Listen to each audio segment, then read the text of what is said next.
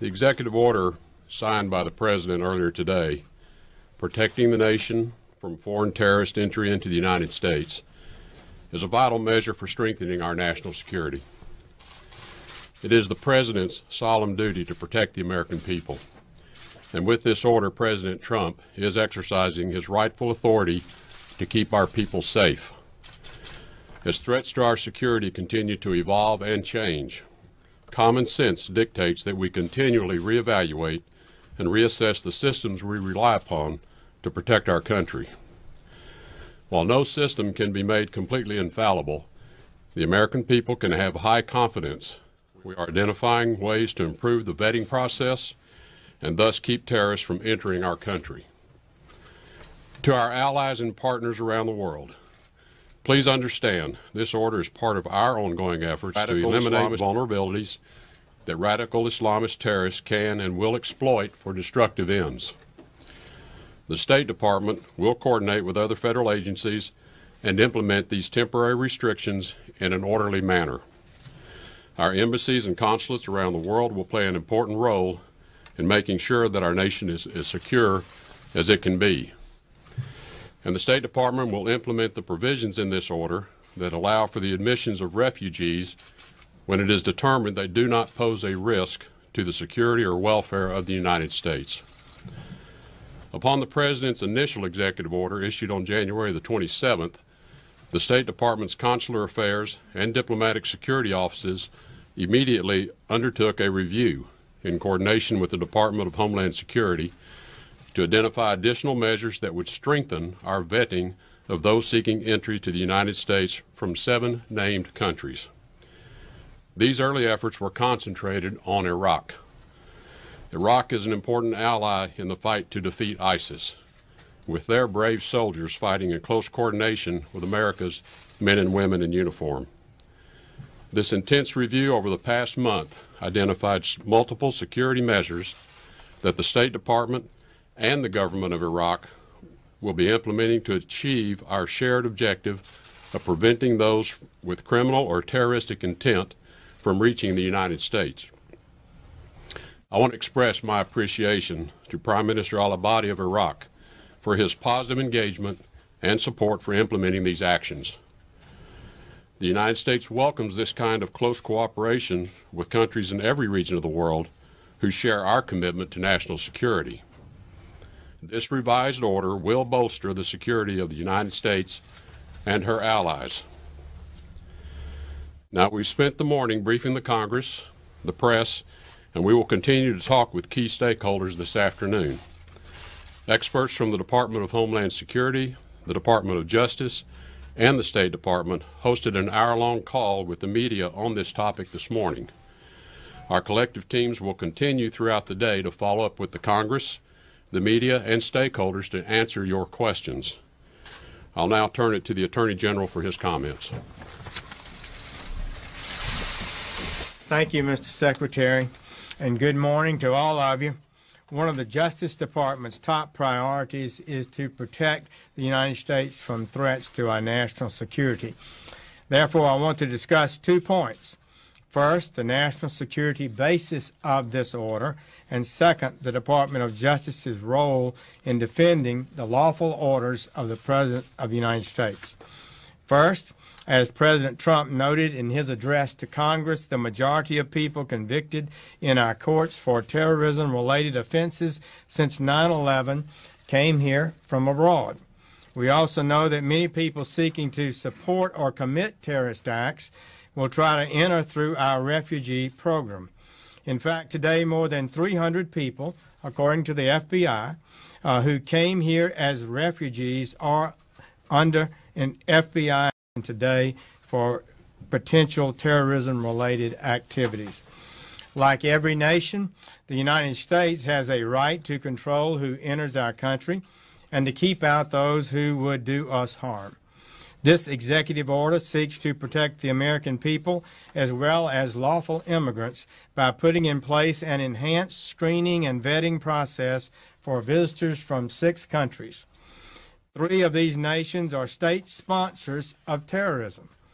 The other three have served as safe havens for terrorist countries where governments have lost control of their territory to terrorist groups like ISIL or Al-Qaeda and its affiliates. This increases the risk that people are admitted here from these countries may belong to terrorist groups or may have been radicalized by them.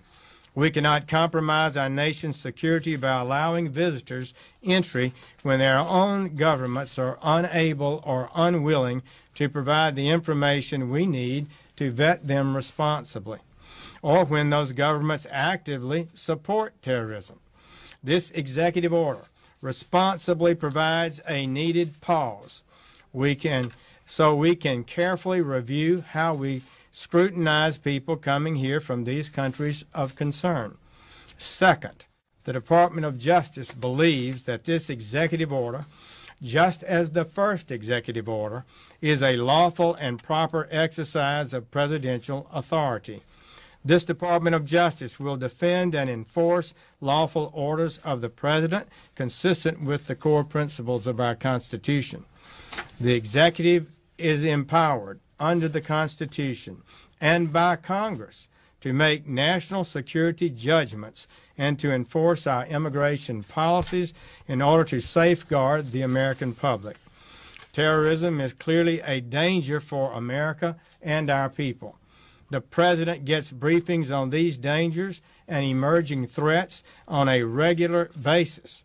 The federal investigative agencies, the intelligence community, the Department of State, the Department of Homeland Security, and the United States military report to the President. Knowing the President would best possess such extensive information, our founders wisely gave the executive branch the authority and the duty to protect the nation. This executive order is a proper exercise of that power. Now, I will turn things over to our able Secretary John Kelly of the Department of Homeland Security. John? Thank you, Mr. Attorney General. Well, like the Secretary of State and the Attorney General, I welcome you here today. My comments will be relatively brief. Last week, the Department of Homeland Security celebrated its 14th anniversary, first opening its doors on 1 March 2003. This Secretariat was established in response to the devastating attacks of September 11th, when foreign terrorists turned a beautiful but ordinary day into a nightmare. Those attacks taught us that we could not take our nation's security for granted, that Homeland Security must be our top priority, and that we needed to overcome our collective inability to connect the dots of intelligence and arrange them into a more comprehensive picture of the threats posed to America and our way of life. Though much has changed over the past 14 years, both in the world that is more dangerous and at DHS, which is much better. The fact remains that we are not immune to terrorist threats and that our enemies often use our own freedoms in generosity against us.